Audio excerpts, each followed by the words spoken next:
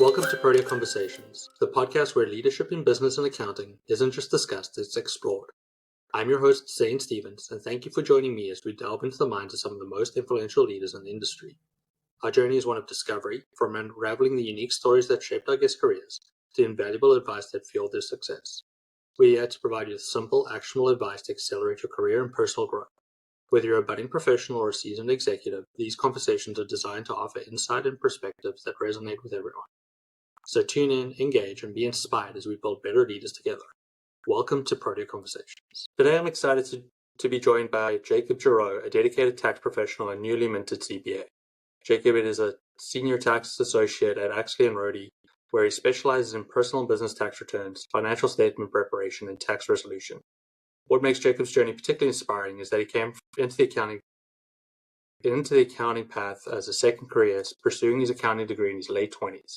His path to becoming a CPA has been one of resilience, discipline, and deep appreciation for the profession. Recently, he successfully passed all 4 CPA exams, a huge milestone that we'll be diving into today. Beyond his work, Jacob has spoken about the importance of versatility in accounting, the need to attract new talent to the profession, and the value of a strong support system when navigating the challenges of the CPA journey. In this episode, we'll explore Jacob's career path, his experiences, balancing work and study, the lessons he learned along the way, and the insights on the future of the accounting industry. Jacob, welcome to Protea Conversations. Thanks, Zane. I appreciate you having me on. It's really great to have you. I can't really remember how long ago I started following you on LinkedIn, but it's been quite the roller coaster journey. One, you're just so relatable, such a nice guy, so easy to read your posts, because when I read them, I'm always like, this is one of the most real people out there that's not trying to BS me. He's just giving it as it is. And that, I feel like I try to do the same thing. I'm probably a little bit more stick in the mud than you are, but I try to be as honest as possible, put out the true me. And I get that from you as well. And then obviously your journey's been one of inspiration, and I know it's helped a lot of people along the way. So it's great to be able to spend some time with you today. Well, I'm honored to be here on your podcast. I enjoy watching several of the episodes, and I've been keeping up with your life from the background as well for the last year and a half. So, like I said, honored to be a part of this. Thank you for listening. I've been very fortunate with some great guests, so that's a great starting point. But let's talk about the big milestone of passing the 4th exam, and I guess congratulations. It's basically done, right?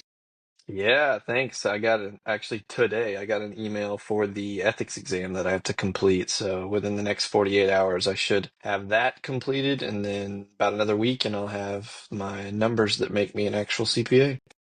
Amazing. So by the time this episode released, you will officially have that title. So we'll talk as if it has occurred and that you are a CPA, because the rest is just paperwork at this point. Amen. How are you feeling about it? I mean, me, it's a little bittersweet. There was so much roller coaster, so much excitement. Isn't he going to pass? And now he's done. Damn, where's my next soap opera coming from? Yeah, I'm not one on like giant celebrations. Like I don't get overly excited about a lot of things. My wife says I'm a terrible gift receiver. Mm-hmm.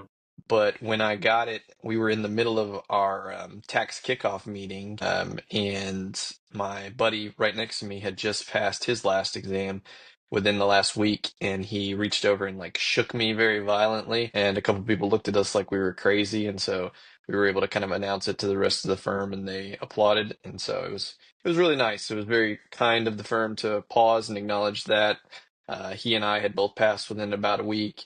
And then to get to spend time with my family and my wife and kids, and uh, to really just kind of celebrate and let it settle in that this long journey. Like even some other people who have watched for the last 2 years of the LinkedIn portion, I had to go back to school to get the accounting degree. So it's really been almost 7 years of a complete journey of when I decided to go back and now being at what I would consider the finish line. Yeah, and I'd love to talk about the journey, but let's first start with that. So how did you find out? Did you just get like a text or an email? Is that how it comes through? So on the AICPA website, they have like listed days of when they'll release certain scores, and you can pretty well guarantee that you'll get a pass fail acknowledgement the day before. Okay. I know for myself, I've been able to get that on all 4.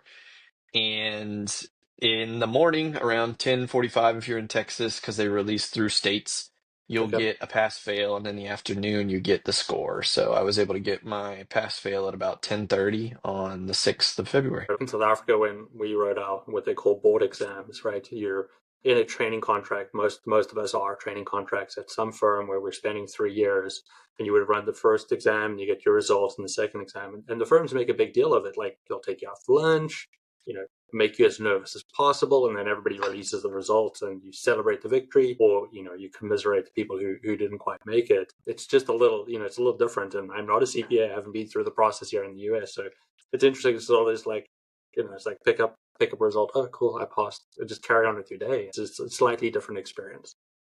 Yeah, I actually commute about an hour into work, and my wife considered taking off that day because Mm-hmm. she was convinced that with this being the second go around on FAR that I was going to pass, and she wanted to be there so that we could go like to lunch and celebrate. But being in the middle of busy season and having been through so many other failures and or passes, it just didn't make sense for her to take off an hour, take off work, drive an hour, potentially me fail, all the disappointment that goes along with it as again. In hindsight, you should have taken the day off. She should have. She should have. Gosh, where's the support? So tell me about this story. Like this was a sort of a U-turn in careers, or a change in directions in careers, for a lack of a better term. You didn't quite start wanting to become an accountant. What was your first passion and dream? Yeah, when I I went to college with and got a criminal justice degree initially, and I wanted to be in the FBI. Then I met my wife, and she said, "You're not going into the FBI," and so I didn't. Mm-hmm. And so I kind of continued what I was already doing, which was working at the YMCA, doing after school and summer camps, and moved up through the ranks there for a little while. And then I ended up pivoting. And when I was at a director level position, I fell in love with budgeting numbers and decided that I wanted to go back and pursue further education somewhere in that path. And I was kind of tossing and turning between finance and accounting, and I ended up landing on accounting. So I started taking night classes while I worked for Child Protective Services, and I was going down about an hour south to do night classes for about 3 hours every, like 2 days a week. Wow. And I did that for 3 years until COVID hit. So that was from about early 2018 through 2020 one is when ended up graduating. But in 2020, obviously, COVID happened, and I was able to do the majority of those final classes online. Finished that in 2021, had my daughter like a month before I finished that last class.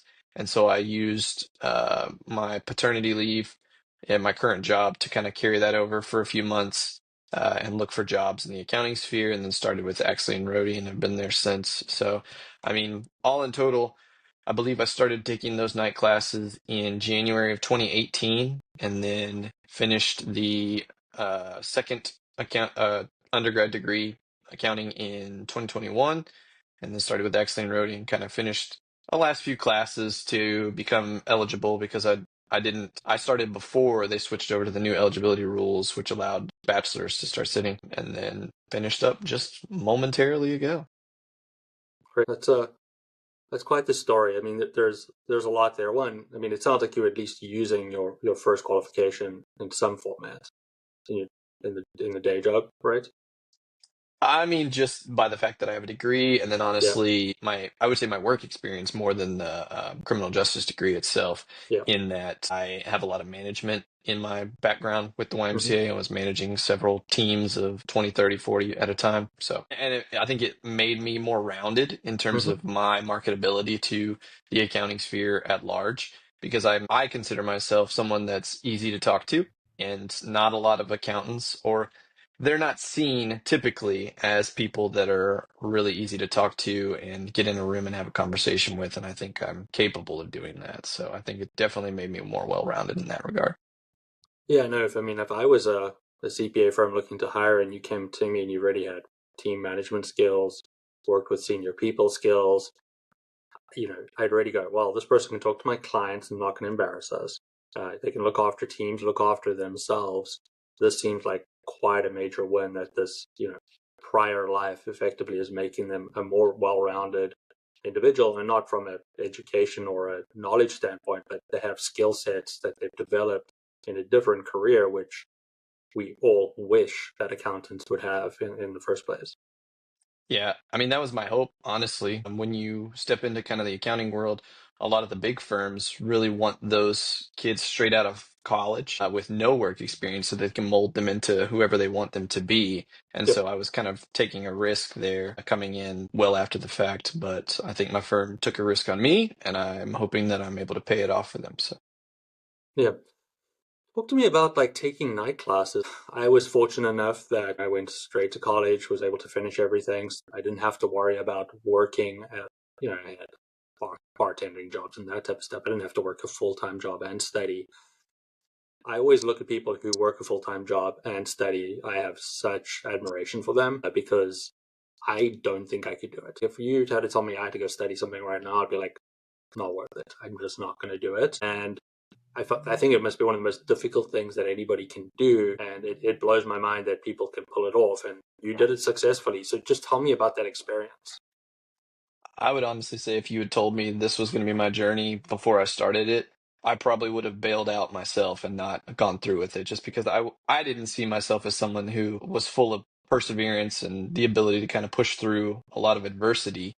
And it's been laden with that, honestly. As far as the night classes go, yeah, I was working a full 40-hour a week job doing child protective services where I was managing a heavy caseload of kind of getting kids taken care of in the foster care system. And then in the evenings, I would just drive down to the Woodlands. It's about 45 minutes from here, and sit in for 3-hour classes at least twice a week. So there was really no off period at that point.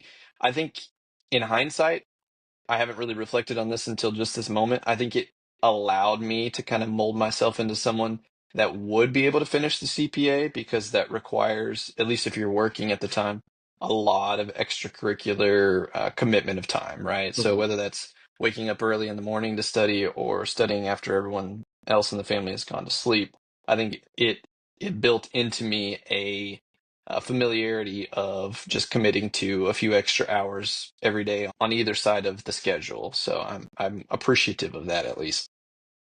Yeah, I mean, the underrated skill is the ability, your study skills and like how do you build your time around it? How do you focus? What do you do? Like those are tough skills to develop. And I guess, you know, you sort of had the training ground in the new qualification before you hit the CPA. That's helpful. I mean, most people if they had to, you know, go to college normal days and then all of a sudden like, oh, now you got to study while you're working for the CPA exam. I think that's a pretty tough environment to fall into. Oh yeah. And I mean, I'm no savant by any means. There's certainly days, weeks, months where I was so burnt out, didn't want to be doing it, didn't do it oftentimes for long periods of time. So I definitely don't have all of the secrets figured out, but I Yeah. think the most important thing was just that perseverance, not being willing to quit even when adversity rose up. What did you tell yourself to keep yourself going? That this was the goal, that it was never going to be easy, that the purpose behind all of it is to provide a better life for my wife and kids and myself, and really to kind of build out an outline for something hopefully when they're older that they can look at and say, well, if my dad's able to do hard things and things that he doesn't want to do for the betterment of himself and others, then I can as well, right? So that was the ultimate goal, is give them something to look up to. Yeah, that's great. So when's the presentation? When's the keynote going to be developed so that everybody can hear the full story that you're going to tell your kids? Probably at maybe my son's high school graduation, hopefully, if I have to do one. So we still got a little bit of time. He's 7, so we got a ways to go. So we got 10 years to develop the keynote at this point. Yes, yes. I'll Well, start writing now.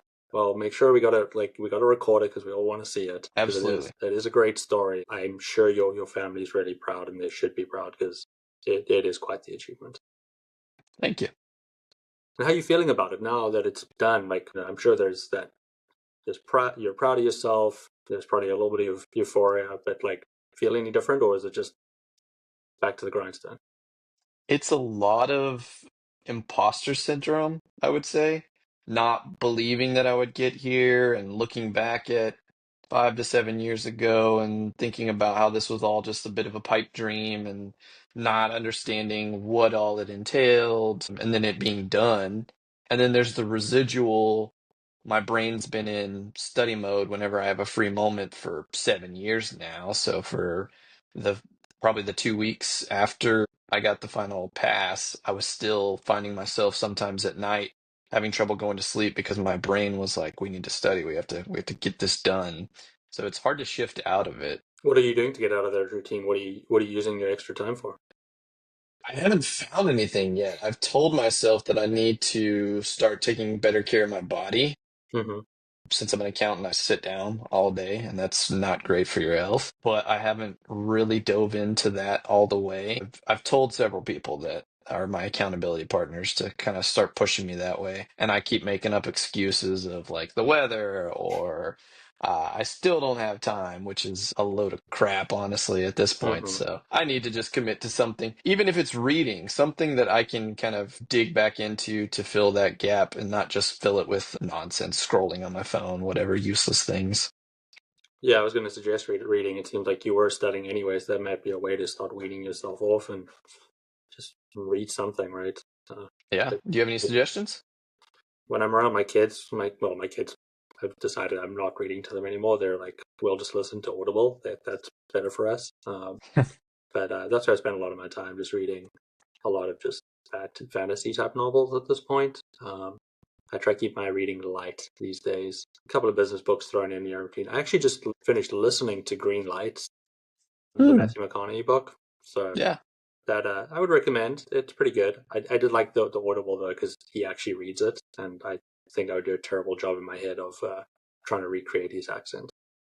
I imagine the Audible adds a nice little layer because of kind of his whole persona and aura. But yeah, I've read probably about 80% of it. I've read it somewhere in the middle of my journey to kind of motivate me as well. So really good book. Yeah, no, I enjoyed it. So you are a tax person in the accounting world. So tell me a little bit about your day job. What does that entail? Whew. So during tax season, so between January and April, I thought tax season was January to November. it is probably January to December. Honestly, it's a bit of like these 3 months on, 3 months off, 3 months on, 3 months off cycles, Yep. just because of the way the extensions and whatnot work. But during the busiest of season, which I would say is probably January to April, um, it is getting there pretty early, so probably about 6:15, staying till at least 5:30 at a minimum, and kind of the whole duration of that day, really trying to stay focused on uh, start to finish of either a business return, an individual tax return, a financial, whatever that looks like. And so, like for the financials, it is the gathering of all the various documents that go into a month or a year's worth of financials, preparing the books, doing any entries that um, are necessary to make sure that they're presentable to investors, to financiers, whomever it is that's requesting the financials. In regards to the tax returns, again, kind of full service, start to finish.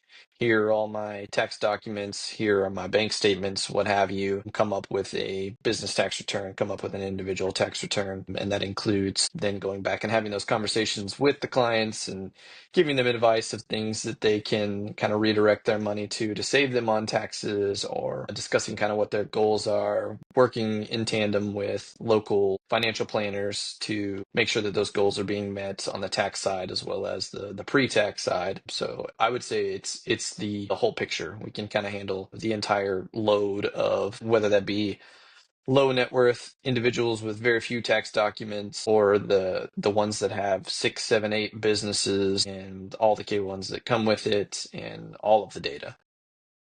Okay, so it's everything from sort of the year-end closeout, putting it in a presentable way, doing the tax return, a little bit of consulting as well thrown in there at the same time. Yeah, absolutely. I think that wraps it up in a much more succinct way. Got to get it into my little brain exactly what you were saying. But that is interesting. Obviously, I'm just on the accounting side, so I'm normally the person handing the pack to the tax guy and saying it's all ready. You just ask us questions, and we'll give you the answers to fill in the boxes. Um, I've never even completed a single tax return in my life, not even my own. So I didn't even know what the form looks like at this point. Tell me like about your day in tax. What excites you about the tax side of work? Honestly, it's very puzzle-like. 1,000, 10,000, sometimes pieces, and you start to kind of piece it all together little by little. And oftentimes it's super overwhelming once you dump all of the pieces out on the table. And you just kind of have to tell yourself to take those first few steps. And then once you're kind of in a groove, you start moving through various things. And you, at least for business returns for myself, kind of move through progressively through all of the things on the asset schedule, whether that's the cash accounts, the inventory, and you just move straight down the balance sheet and then over to the profit and loss, and kind of as many things as possible tie them down to forms that are presented to you from the clients or bank statements, what have you.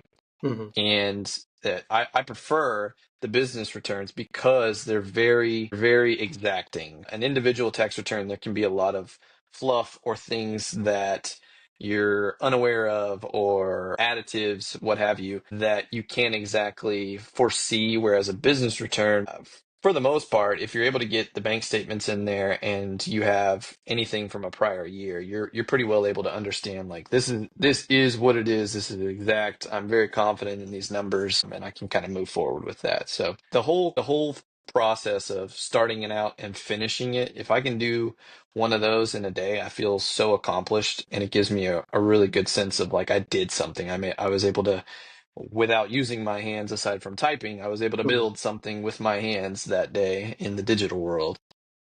Yeah, I love the way you put it together, like that it's a puzzle. That is a good way. I always say that, a lot of accounting is problem solving, and my job's problem solving all the time, trying to figure out where did that payment come from. I literally have a client right now where they've got money in the bank account. We have no idea where it came from. They don't either. So we're trying to solve, and we're just going through the list of things that they paid that could have been refunded, and they're checking, reaching out to the vendor and going, "Did you refund us?" That type of question at this point. Quite fun. The one said, "No, we didn't, but we actually have to refund you, so we'll send you some more money." So that worked out well. Finding money. Yeah, yeah. We're adding value just by asking simple questions, because we could have easily just slotted it against that expense and moved on with life. But we have to solve the puzzle. But you say you like the business returns. Is there like a specific industry that you guys serve a lot of, just being in the area that you're in, or is it pretty diverse? It's pretty diverse, but I would say we have a lot of lumber related business, whether that be logging companies or shipping related to lumber. Okay. And then also a lot of construction companies, whether that be like mom and pop shops or kind of regional sized construction firms. And I really like those. Those are a little bit odd in the sense that the additive of construction in progress and kind of Mm-hmm. working with that manipulative with the client to kind of understand really what was complete and what is billable. It's at least another lever that we can kind of pull to make sure that we're doing right by the clients. Construction is like the biggest puzzle ever. It's the reason when anybody ever asks me, "Will you help with construction?" Nope, not an industry for me. There's a lot of weird, complicated stuff that stage of completion accounting is no fun. And I don't know the tax rules around that, so I'm sure they're pretty complicated as well. But that's an interesting group of people to work with, because from the experience I've had, the smaller it is, the more pieces are all over the place. Do you use any of your previous life skills that working in with your communication to sort of really gather that information? Outside of really the relationship building, probably Mm-hmm. not. Just being able to kind of relate to them and listen and understand where they're coming from, and get on their comfortable side so that they're willing to kind of give me what I need in order to complete the task. Yeah, no, I don't. There's really not a ton of translatability aside from the relational things Yep. from my previous experience. But again, I'm super thankful that I was able to have those experiences. So how do you go about developing a relationship with clients? And that's one of the hard things that we're all trying to figure out. Like how do we build that relationship? Because it's a pretty, intimate relationship that an accountant and a normal person has, right? They're sharing a lot of very, very private information with you, and trying to build that relationship so that you get the honest information and on the tax that they're hopefully telling you early as well, because that's always the biggest complaint any tax person has, like, Just tell me before you do it so I can help you figure out what it is. Don't tell me 6 months later, because then I can't really help you solve the problem. Yeah, absolutely. And I mean, it still happens occasionally. And I mean, I understand we're all busy and you're kind of moving through your process as an individual, and most of them being business owners. So you don't want to pause and be like, well, let me call my accountant real quick and make sure everything's good by him. You want to Yeah. feel like you have the ability to make that autonomous decision. But I think it comes with time, honestly. So being able to have these long-standing 3, 4, 5+ years relationships with people where they know, like I pick up the phone, I'm going to get a hold of Jacob in a reasonable amount of time, and I'm going to be able to discuss whatever that issue is. So being able to answer the phone and answer emails in a timely manner is really important for me. I try to make room for people no matter what time they call me. Unless I'm in a meeting, I'm going to try to answer that phone call, even if it takes me away from whatever I was doing for a period of time, because I think availability is the most important ability. I start there, and then I would say just attempting to be approachable. I work in rural East Texas. I'm not a cowboy myself, but we do a lot of farmers and ranchers, and then obviously the lumber folks. So just trying to be some level of relatable to them and have an understanding of, like, I'm also from this area, and like Mm-hmm. I understand your plights in your day-to-day basis. I work with other people that are having similar issues, and just making sure that they feel comfortable enough with me to be able to reach out, because that's kind of where it starts, is their ability to reach out. I can call them 1,000 times and ask for whatever I need, but if they're going to be the ones that call me and say, I have this, that's Yeah. much more valuable. I think that is a great point. Trying to, I'm in the agricultural space as well, right? We deal with wine industry folks, and it's a different type of person, right? They've had a different upbringing. They run their days very differently. They have very different problems on a day-to-day basis. A lot of the time, we get this classic, sorry, I didn't respond to your email for 3 days. I was working in the fields. I have no idea what that means. I hope you had fun, but let's get back on topic. And it can sometimes be tough. I've been doing it for 11 years in the industry, and I at least can talk the language right now, but I still at times can't really understand the difficulties they're going through because I'm not doing it myself. So how do you adapt yourself to make sure that they feel comfortable with you? I would say it is difficult in that we can't relate. You and I, as accountants, so oftentimes we're staring at a screen for 99% of our day, Mm-hmm. and you call, like you said, a lumberer, and they're out wandering in the woods, and they have nothing in front of them in terms of paper, and they don't care about their taxes or any of those documents. They just want to get to whatever the project it is that they're doing. So I think it is just creating that space of understanding, working with the client on when they are available and what works best for them in terms of communication types. Oftentimes, for our people out here in rural East Texas, that is just kind of sitting across the table from them, being able to shake their hands, put a face to a product instead of just being a nameless, faceless document that goes to the IRS that makes them pay more money, right? Yeah, They want to know that I'm someone that they can trust and they can call, and they know who they're calling, and that just kind of adds to the comfort level. So being available whenever that is for them, and sometimes that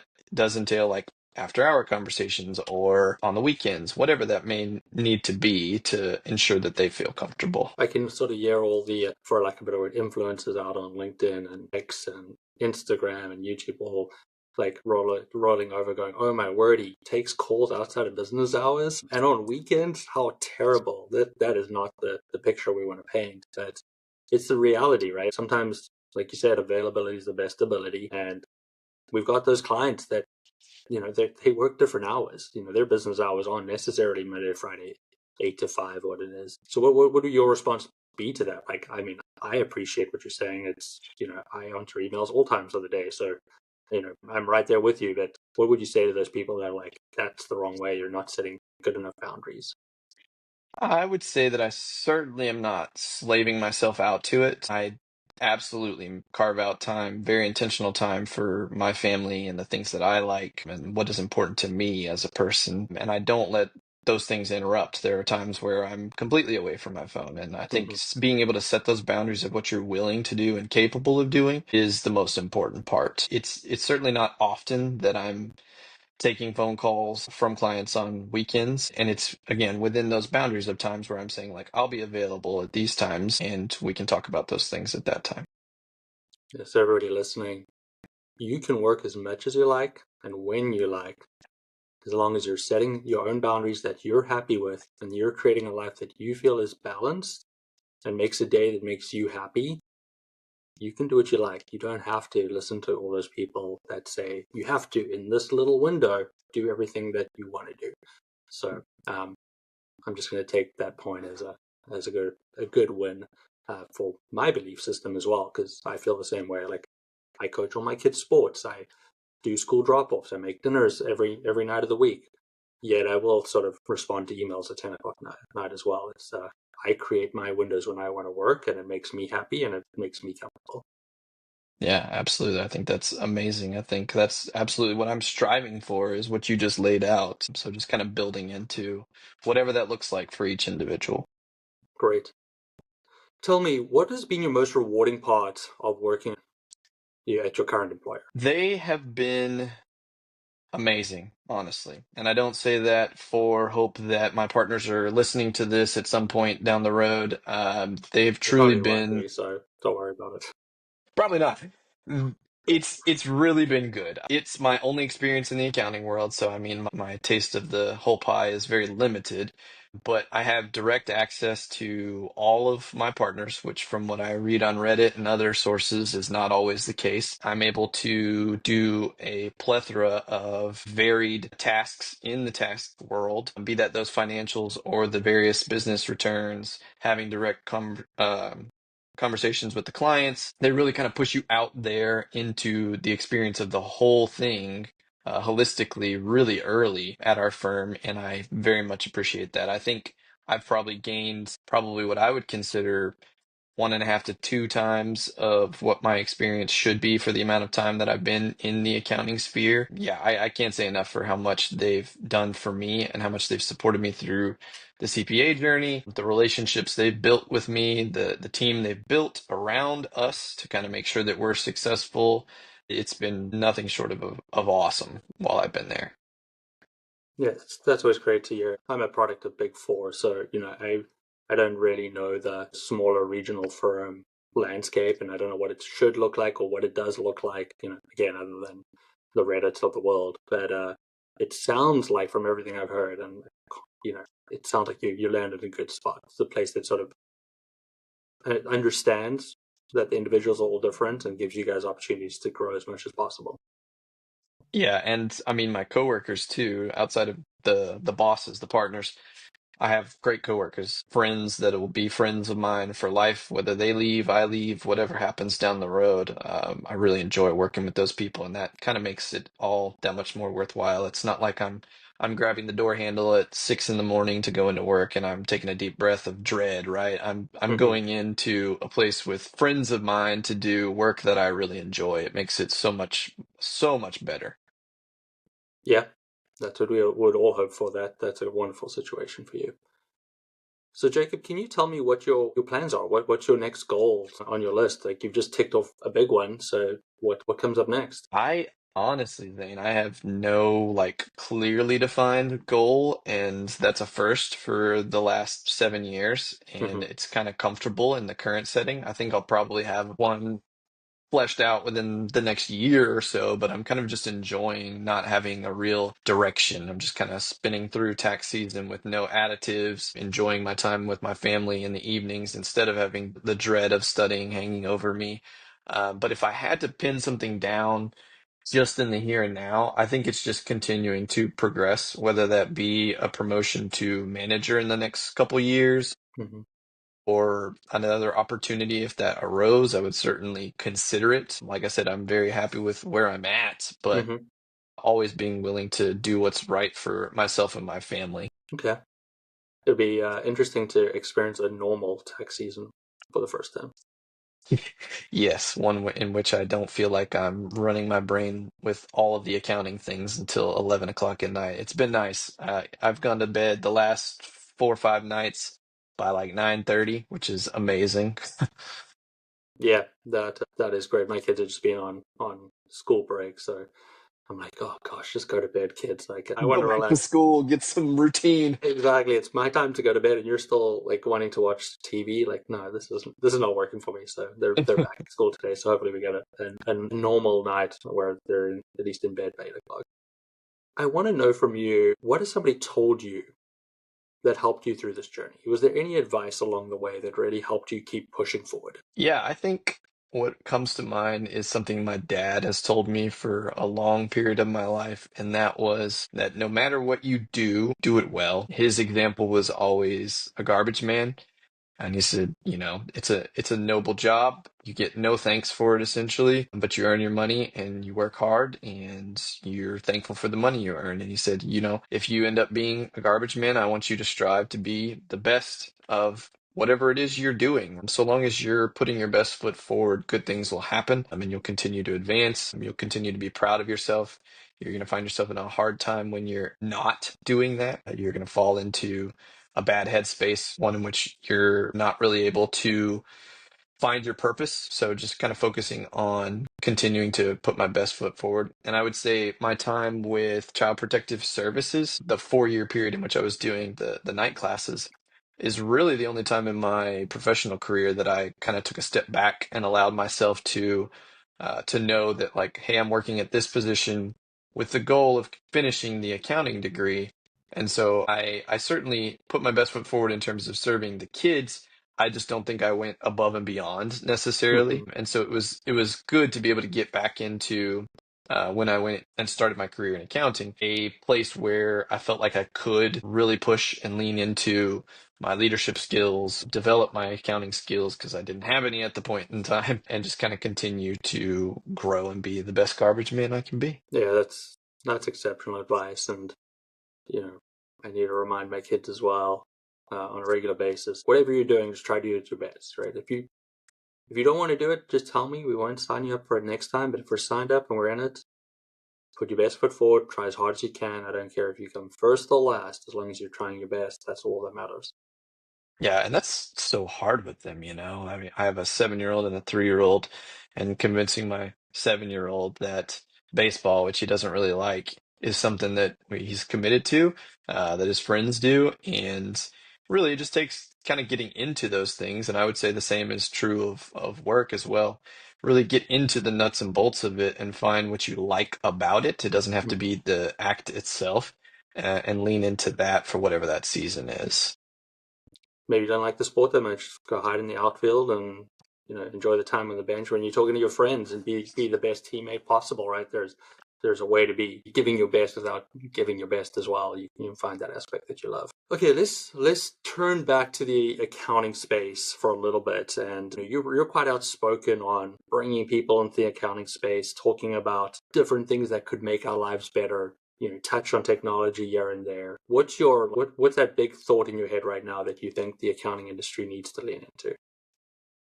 I think it just needs a makeover in terms of what we're presenting to students that are entering college, right? I think anyone who's considering a degree in accounting is probably considering a multitude of business degrees, whether that just be a general MBA, a finance degree, or accounting itself. I think that's probably where they're looking and they're deciding between those three. And when you look at those and how they're portrayed in media and social media, whatever, accounting is easily the most boring, right? When you're presenting it to college students, it's the guy with the pocket protector and the glasses and drives the Honda Civic and doesn't want to spend a dime and dies with $10 million in the bank account and didn't spend it, right? Mm-hmm. Whatever the quip is for the accountant. And I think we need to change that in a way that shows them that this job isn't just mundane, right? Like there's a lot of diversity to the accounting sphere, whether that be in the day-to-day of whatever job you've accepted, or the fact that you can be an accountant in any field, literally any field. Every field needs an accountant of some sort. And so you can plug yourself in that way, or just the fact that there's there's so much benefit to be had from a career in accounting, right? Specifically for myself getting the CPA, like I know pretty much beyond a shadow of a doubt that I'll be hopefully fairly well gainfully employed for the rest of my life, and that's important to me. It's a stability marker that I get to check off, and I know that my kids and my wife and myself are going to be taken care of so long as I continue to work hard, right? Not every career has that available to them. There's a lot of turnover in a lot of fields, And the accounting sphere, I would say, is fairly recession proof in Hmm. that they're going to be the last ones, presumably, that need to go because you have to file your taxes every year. You have to secure financing. In order to move a business, you have to deal with the money side of the business, and the accountants are the ones that speak that language.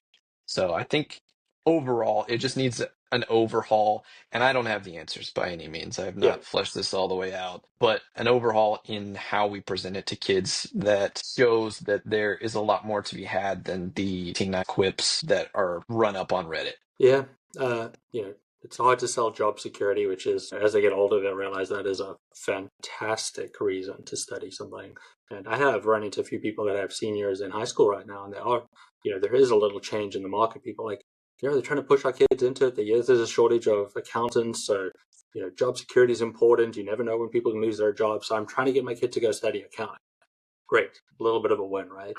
But Yeah. I tell this story often. When I went to university and I started studying accounting, I had no idea what I was doing. I was just told, I did accounting as a subject at school. I did really well. So, you got to go become an accountant. So I went off and did it. And then, eventually talked to the Chartered Accountancy Board. They had presentations. And back then, I think what they did really well is nobody ever told me during those presentations that you could become an audit partner or you could become a tax partner. Instead, what they put up there were really successful business people who had the chartered accountancy qualification. So there were some CFOs, but there were major CEOs and CEOs and entrepreneurs that had received an accounting qualification and gone on to big things. They sold not become an accountant, but sold get this qualification and you're set up to do whatever you like and be successful in any field you like. You don't even have to be an accountant. So they sold us glamour rather than accounting. I like that. I do. I They think don't do it that's anymore, but that's the way they should be doing it. Yeah, and I think the at least public accounting sphere struggles in that there's a lot of smoke and mirrors. The whole you have to get your CPA to move past senior, and then the salaries are seemingly hidden behind a lot of illusions and things, and you're not really sold a guaranteed path in terms of partner. It's a lot of, well, just hold on and just do this and wait and blah blah blah blah blah. And I think we can do a better job of kind of adapting to the modern job market that shows this is a very clear path of what you can expect, Mm-hmm. timelines that you can expect and are reasonable. And I think there's still room for wiggle on the side of the partners to be able to say like it's not cookie cutter. Not Yeah. everyone's going to get to partner in 15 years. Not everyone's going to get to partner in 7 years, right? Like there's a range, and it depends on your ability to adapt and grow and how you interact with clients. But like you said, just showing that there's a there's a top level to this entire accounting world, and it's achievable if you go out and get these certifications or apply yourself, so that they're not just staring down the barrel of entry level accounting salaries and the ambiguity of all of that. Yeah, and I'd like to add to, like, if they're going to have a timeline, say, hey, this is 15 years to partner, there should be built-in like escape hatches as well, where they can be like, hey, we're 5 years in, and if this group of partners is still around, you're probably not going to become a partner because of X, Y, and Z. So you might want to consider a move, right? Like, Yeah. I think there needs to be a little bit more transparency in a lot of these processes as well. Yeah, and I get too that it's hard from their perspective, right? Because you have someone who's a top performer and then you just don't have a seat at the table for them to be partners. So you want to keep that top performer as long as you can. But I think you have to add back the human element and understand that if you were in the same situation, what respect you would want given to you so that you can make the best decisions for your life.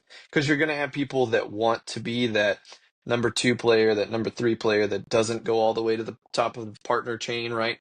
And they want to Hmm. just be able to contribute at a high level at a position that doesn't have to deal with the day-to-day decisions of the firm. But you still have those others that do want to push for that, and they deserve that right to know at an early point, like you said, that it's probably not feasible for whatever reason. And I think, on your point there, I think we need to normalize that it's okay to tell people that, hey, I don't ever want to become a partner. I just want to sit in this position, get me a senior manager, and I'm happy to work for you guys the rest of my life. And we should normalize that that is okay. We don't, everybody, not everybody has to be a partner. Not everybody has to have their own practice. Do what makes you comfortable. Totally agree. I think that is a very big unspoken thing that we certainly need to push into a lot more, because those people are invaluable to a firm. To know that you have this person that's been there for 20 years and is just exceedingly good at their job and a wealth of knowledge, and they're there for the generations to come behind them to kind of teach them and bring them up is huge. 100% agree.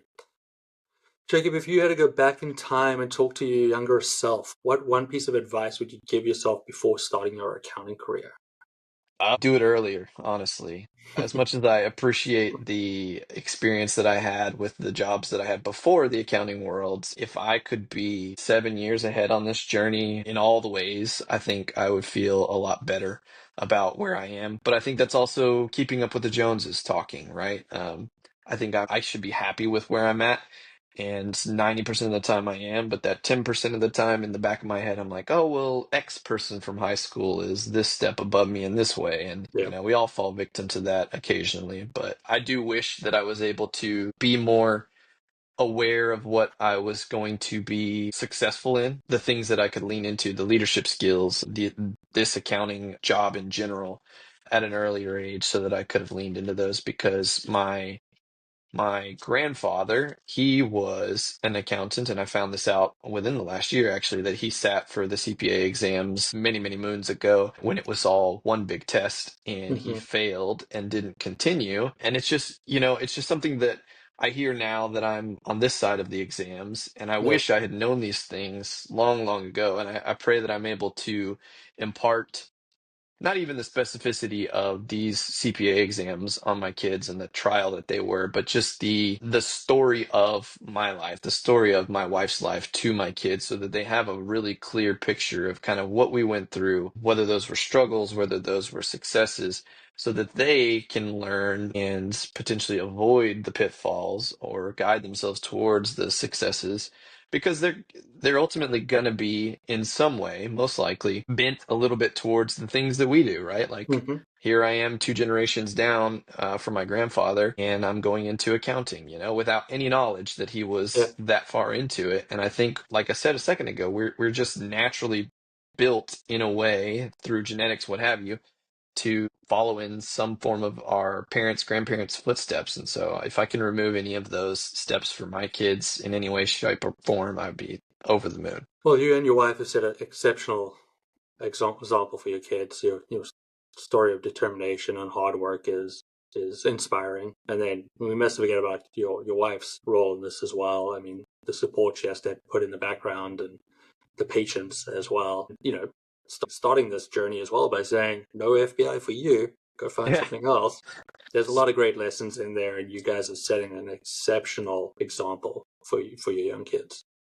Well, thank you. That's always the hope. And like I said, I am by no means perfect, and I hope to remain humble in as many ways as possible, but just trying to do something right by them, because they're my legacy. One question, or one note for people out there that are about to study, right? We spoke about getting them into the accounting space. What is the biggest misconception about accountants out there that they should just forget about? That you have to be good at math. I think that's the most resonating one for me. I thought you had to be good at math to get into accounting, and found out within the first year, I was like, I have calculators for that. I have Excel for that. It's not a big deal. It's a lot of logic, like you said, being able to lean into puzzle completing mindset, piecing things together, critical thinking. Those are the skills that I would say are what's going to pull you through accounting, and that you don't have to be good at math in any way, shape, or form. Yeah. Be able to solve puzzles and see through BS are two great skills to become a good Amen. accountant. And email people 16 times to get one document. That too. That's important. Luckily, we now have tools that automatically do that for us. So I'm very thankful that we don't have to re-follow up on emails anymore. There you go. Great. Jacob, I've truly appreciated your time today, but I would like to take some time and give you the opportunity to tell us something about you outside of the accounting space so we get to better know you. Honestly, the only things that I've had time for in the last 7 years are accounting and the studying. But outside of that, probably my kids and my wife. That's where I spend all my time. And it may sound cliche, but I really don't read. I don't have a whole lot of hobbies in the evenings. I try and spend 2 hours of unplugged time with the kiddos and the wife when I get home before they go to bed, and just be present for them. That's so important to me. My son and I right now are reading through Harry Potter in the evenings. We're on the first one. He's 7. He's a great reader himself, but he just wants to kind of read through it with me, so I'm reading it to him, and I'm Nice. looking forward to completing that and then watching the movie. He's a big movie buff like myself, so that's been a real joy of mine in the evenings. And I wasn't able to do that until I finished these darn exams, so I'm glad to be done with that and into this phase of life. It's much more fun to read Harry Potter than about far study topics. Well, luckily he's letting you read it. My 7-year-old is now on his second go around on Audible of the Harry Potter books, and he's halfway through the fourth book, and he's got started the first book maybe a week and a half ago. He's just locked himself in the room and he's listening. He took the Alexa out of the kitchen, put it in the room, and he's like, Alexa, put on my Audible, and that's what he's doing. That's amazing. It is, but also I miss spending time with the little guy, man. He's got True. no time for the rest of us at this point. But that's great. Jacob, I've really appreciated your time today. To end it, for Protea Conversations, we do like to finish with some rapid fire. If you're ready, I've got 5 questions for you. Ready as I'll ever be. Okay. Number 1, what is your dream vacation? Italy. That's where I want to go. Italy or Greece? Probably Greece, actually, now that I think about it. I've talked about this with the wife. I think mine originally was Italy, but our joint is Greece, and we very much want to go. Great. If you were on death row, what would your final meal be? I ask people this question all the time. Mine would be a ribeye steak, mashed potatoes, and cream spinach, with probably some bourbon or some wine as the drink. Very nice option. Really like that one. Very close to my last meal, so I like What would yours be? pork chop, mashed potatoes, Brussels sprouts, and a beer. Hey, I would be down with that as well. I would not be mad if that was my final meal. Yep, and I wouldn't be mad with yours either. If you had 20 minutes to exercise, what exercise would you do? Run. I think it accomplishes the most goals across the board for keeping you healthy long term. Number 4, what is your favorite piece of technology that makes your life easier? Probably these bad boys, these AirPods. I am a big music person, so I like to have that going at all times, especially when I'm working. Great choice. Last question. If you were stuck on a deserted island by yourself, what 3 items would you bring along with you? Fishing pole, tent. God, that's hard. I don't know. I cannot think for the life of me what that last item might be. Maybe a gun. I don't know that it would be very useful, but just in the here and now, that comes to mind. I mean, this is your deserted island. There could be wild animals to catch on it, so whatever works, right? Yes. Jacob, I really appreciate your time today. Thank you for coming on Protea Conversations. It was a pleasure, Zane. I really enjoyed it. Thank you so much for inviting me on here. And with that, we ended another Protea Conversations. Thank you for joining us in this journey of learning and inspiration. Today, we've gained insight from our guest and taken another step towards understanding the diverse tapestry of leadership in business and accounting. Remember, each conversation is a step towards the positive transformation of business leaders. We hope our discussion has given you valuable takeaways to apply in your own career and life. Don't forget to subscribe to Protea Conversations on YouTube and Spotify so you never miss an episode. We'd also love to hear your thoughts and experiences, so connect with me on social media channels. I'm most active on LinkedIn and would love you to join the conversation. Join us next time for more engaging stories, advice, and conversations that matter. Until then, keep striving for excellence, embracing growth. Thank you for listening, be kind, and goodbye from Protea Conversations.